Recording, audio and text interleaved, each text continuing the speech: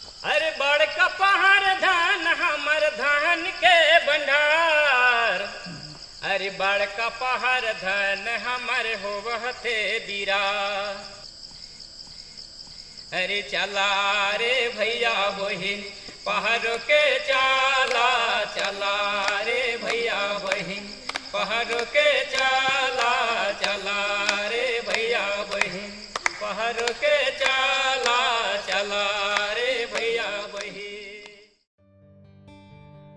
झारखंड में रांची से कुछ दूर ओरमांझी प्रखंड के आरा कैरम गांव में वहां के ग्रामीणों ने जल प्रबंधन को लेकर जो हौसला दिखाया है वो हर किसी के लिए मिसाल बन गया है। ग्रामीणों ने श्रमदान करके पहाड़ से बहते झरने को एक निश्चित दिशा देने का काम किया, वो भी शुद्ध देसी तरीका। इससे न केवल मिट्टी का कटाव और फसल की बर्बादी रुकी है बल्कि खेतों को भी पानी मिल रहा है। ग्रामीणों का ये श्रमदान अब पूरे गांव के लिए जीवन दान से कम नहीं।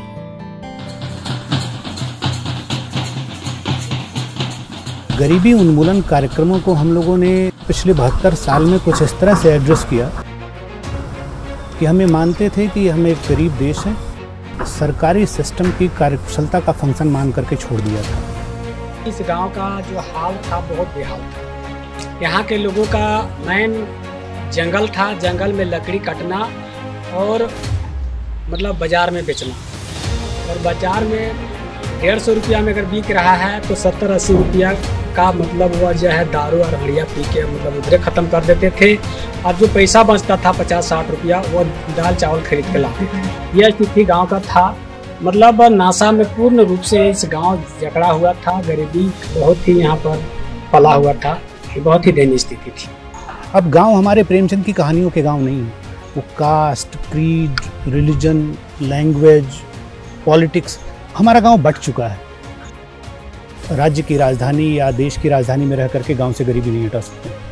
आपको गांव में जाना पड़ेगा, गांव में लोगों के साथ समय बिताना पड़ेगा। तो इस समझ के बाद मैंने स्वयं इस कार्य को करना प्रारंभ किया। मुझे आज भी याद है इस घर में जब उन्होंने पहला प्रश्न पूछा था कि इस गांव में कौन नशा करता है, तो एक मुस्लिम परिवार है, उनमें एक बुजुर्ग थे, उन्होंने कहा था कि सर मेरा घर छोड़ के और एक और घर छोड़ के लगभग सब कोई नशा करता है। तो सर ने उनको अलग से बोला था कि क्या ये लोग हम लोग इसको खत्म कर सकते हैं। तो उन्होंने बहुत आश्चर्य से सर की तरफ देखा कि ये कैसा प्रश्न है कि गांव में नशा खत्म हो जाए, ये कैसा प्रश्न है। प्रत्येक घर में मतलब दारू और हड़िया बनती है, उसमें महिला लोग ही बनाती थी। और जब महिला लोग अपना बनाना बंद कर दिया, उन लोग को समझाने बुझाने लगे, उन लोग बंद कर दिया, तब हम लोग उसका फिर हम लोग बैठक करके निर्णय लिए कि वो सर ही बोले थे कि आप लोग क्या नशा करते हैं, तो हम लोग बोलते हैं नशा करते हैं सर। तो क्या आप लोग नशा छोड़ सकते हैं, तो हम लोग 20 लड़का बोले थे कि नशा छोड़ेंगे। हम लोग 20 लड़का जो है निर्णय लिए कि हम लोग एक एक आदमी को लेंगे, उसको समझाने बुझाए, है ना, उसको बाद अपने हैंड में लाए उसको, और उस समस्या के बीच में हम लोग जो बैठ के अपना निर्णय करते थे, जो समस्या आता था तो हम लोग को उसमें पॉइंट निकलते जाता था। तो वही पॉइंट निकल कर आया, और पॉइंट जैसे जैसे निकल कर आया उस तरह से हम लोग वहाँ पर उस पॉइंट को रखते गए। और उस पॉइंट को हम लोग जो है वहाँ बोर्ड में हम लोग लिख भी दिए हैं कि इस पॉइंट को हम लोगों को यहाँ पर लिख के हम लोगों को लागू करना चाहिए, इसका पालन होना चाहिए। जो पढ़ी लिखी बहुएं थी गांव की, हम लोगों ने निर्णय लिया कि हम अपनी जो मदर इन लॉज हैं या फादर इन लॉज हैं जो अंगूठा लगाते हैं उनको हस्ताक्षर भी करना सिखा देंगे। मैं नहीं कहता कि ये वैसे बहुत बड़ी चीज़ है, लेकिन उनके मन में बना हुआ था कि अंगूठा लगाने का मतलब होता है गंवार। जो पढ़ी लिखी है वो नहीं जानती है तो उसको हम लोग मतलब 2 दीदी मिलकर हम लोग उसको साक्षर बना दिए। जैसे कि पहले यहाँ की दीदी लोग साइन करना नहीं जानते थे, तो हम लोग अभी के इस पेट में हम लोग सभी को यहाँ के 100% सभी दीदी लोग यहाँ साक्षर है। हम लोग का गांव में SAG JSLPH के माध्यम से बना था, जिसमें से 8 समूह बनाया था। उसी में से हम लोग SAG मतलब समूह क्या चीज़ है और कैसे समूह में जुड़कर हम लोग कैसे जानकारी ले सकते हैं, क्या क्या फायदा होता है समूह में जुड़ने के बाद। जैसे समूह में जुड़े तो हम लोगों को जैसे कि पहले पैसा के लिए बहुत ही परेशानी होती थी, तो हम लोग समूह में जैसे कि 10-10 रुपया, कोई समूह 20 रुपया करके बचत करते हैं। और समूह से जुड़कर हम लोग ये भी काम कर रहे हैं कि जैसे कि बैंक से लोन मिल रहा है हम लोग को, 1 लाख, 1.5 लाख, 2 लाख तक का, 5 लाख का भी मिल रहा है। तो हम लोग जो पैसा बैंक से लोन मिल रहा है OSHG को, वही पैसा से अपना अपना रोजगार, दीदी सब पैसा निकाल के अपना अपना रोजगार चला रही है। लेकिन मुझे लगता है कि विजडम तो उनके पास है, तो उनका हौसला बढ़ाने के लिए ये प्रयास भी बहुत बड़ा प्रयास है। हमेशा आप सुनते होंगे सरकारी योजनाओं में, या जब भी कहीं सभा होती है, मीटिंग होती है, कॉन्फ्रेंस होता है, या आप किसी भी जगह चले जाएं, हर जगह इसके इंटीग्रेटेड अप्रोच का बात होता है। हम लोगों ने भी यहाँ इंटीग्रेटेड अप्रोच अपनाया है, यानी किसी भी समस्या को एक अलग से नहीं देखना। उस समस्या से संबंधित जितने भी पैरामीटर्स हैं, जो भी फैक्टर्स हैं, जो उस समस्या को जन्म देने में या उसको बढ़ाने में जो भी सहायक है, उन सारी फैक्टर्स या सारी समस्याओं के ऊपर गहन विचार करना, उसके समाधान पर विचार करना, और उस समाधान को तब तक लागू करना जब तक उस समस्याओं से हमें छुटकारा न मिल जाए या उसका निदान न हो जाए।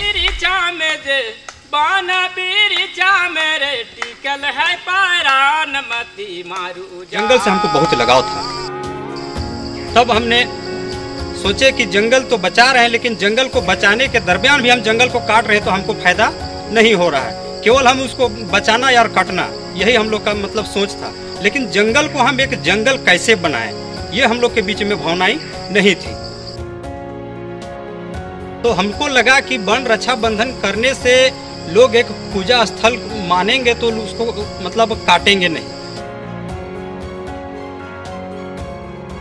आप जो पीछे देख रहे हैं, यह में लूज बोल्डर स्ट्रक्चर का काम है कि फोर्स पानी जो आता है उसको जो है सो रोकने का काम करते हैं, और उसे रुकता है, उसके बाद जो है से रुक करके आता है, मिट्टी के कटाव कम होता है, और जगह जगह पर जो है से पानी रुक कर आता है, तो उससे भी हमारा जो है सो जल स्तर ऊंचा होता है।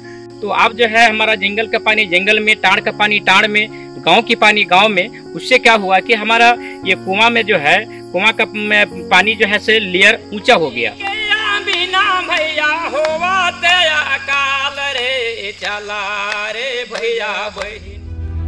लाइफ में एक जुड़ता है ना, तो एक से अधिक होता है। अंग्रेजी में एक कहावत है, 2 people are better than 1, 2 minds are better than 1। क्योंकि कुछ जुड़ेगा तो कुछ बढ़ेगा ना। तो गांव में अगर 200 लोग हैं, वो अगर आपके साथ आपस में जुड़ेंगे, तो कुछ न कुछ जुड़ करके बेहतर ही होता है। और सबके पास ईश्वर ने ये जो यूनिवर्सल लाइब्रेरी है ना, ये सबको दी हुई है। बस ये है कि हम किस तरह से उसका उपयोग करते हैं। वाटर चेक डैम जो हम लोग पहाड़ में बनाते हैं, उसका ये प्रिंसिपल नहीं है कि हम पानी को एकदम से रोक दें, क्योंकि ज़्यादा स्लोप पे पानी रोकेंगे तो वो थोड़ा उसको तोड़ के निकल जाएगा। अधिकतर यहाँ लोग ज़्यादा पढ़े लिखे नहीं हैं, अधिकतर लोग कृषि पर निर्भर हैं। एग्रीकल्चर विभाग से जो है एक साइंटिस्ट आते हैं हमारे, वो आते हैं बिरसा एग्रीकल्चर से, और वह सप्ताह के हम लोगों को कैसे हमको खेती का जो है वैज्ञानिक तरीके से, ऑर्गेनिक तरीके से, प्राकृतिक तरीके से हमको खेती करना है। हमारा खेती जो है सो होता था पहले जो है सो 1 फसल 2 फसल, अब हम उसके वजह में हम जो है सो हमारे 3 फसल 4 फसल हम कर सकते हैं। मेरा नाम है रामदास महतो और आरा केरम का निवासी हूँ। और महाराष्ट्र गए, वहाँ देखे कि एक एक बूंद का वहाँ उपयोग होता था, और वहाँ इलेक्शन के यहाँ ड्रिप पाइप रखा हुआ था। वही मारुति ने हम लोड किए रात और उसको ले आए। मार्च अप्रैल महीना में उसको खेत में लगाए, हम लगाए, और उसमें हम शिमला मिर्चा लगाए। 40 दिन में तोड़े, तो उसमें हमारा 45 kg फर्स्ट तोड़ाई में तोड़े, तो शिमला हमारा बीज बिक गया 70 रुपये रेट बिका। पूरा गांव अगल बगल का आदमी लोग आकर्षित हो गया कि पहला मतलब गांव में उतना पैसा फर्स्ट घुसा था। लोग जब जंगल बचाने का काम किए, तो जंगल में यहाँ हजारों मवेशी वहाँ पर जंगल में जाके चराई लेते थे। गांव में भी हम लोग खेती बाड़ी जब लगाने शुरू किए, पहले तो हम लोग ये फसल लगाते थे। जब हम लोग यहाँ 3 फसला करने लगे, तो जब तक चराईबंदी नहीं होगी तो आप खेती नहीं कर सकते हैं। पूरे राज्य के सभी 32,000 गाँव में काम करेंगे, तब इस योजना का स्वरूप मात्र 250 करोड़ का होगा। अभी हम खूंटी के 760 गाँव में अगर सभी में काम करेंगे, तो एक वित्तीय वर्ष में मुश्किल से 3 या 4 करोड़ रुपए खर्च होंगे। तो ये बहुत ही लो कास्ट और हाई इम्पैक्ट प्रोग्राम है, और मेरा विश्वास है कि इससे हम हिंदुस्तान के गांव से 2 से 3 वर्ष में गरीबी को बाहर कर पाएंगे। जितने भी हमारे झारखंड वासी हैं या पूरे भारतवर्ष के जितने भी हमारे गांव हैं, उन लोगों को मैं संदेश देना चाहता हूं कि जो लोग दृढ़ निश्चय से काम करेंगे, निस्वार्थ भावना से काम करेंगे, तो हमको नहीं लगता है कि आने वाले दिन में गांव जो है गरीबी की स्थिति में रहेगा। गांव अगर डेवलप करेगा तो राज्य डेवलप करेगा, देश डेवलप करेगा, पूरा विश्व डेवलप करेगा। मैं अपना ही बोल कर अपना बात को विराम करता हूँ। जय हिंद, जय झारखंड, जय भारत।